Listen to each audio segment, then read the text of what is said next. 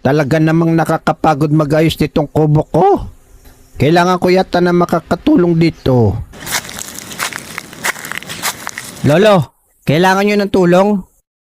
Tanda ko kayo Kayo yung gumiba ng kubo ko dati. Kami nga yon, Lolo. Pero ngayon, tutulungan ka namin dito. Oo, basta may pagkain.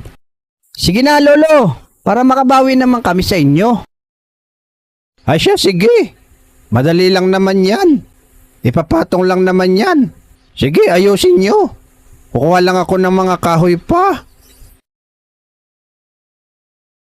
Mapapalaban tayo dito, Lex, Oo nga 1 hour later. Sige, Abudo, pukpok lang. Mamaya, may merenda yun si Lolo.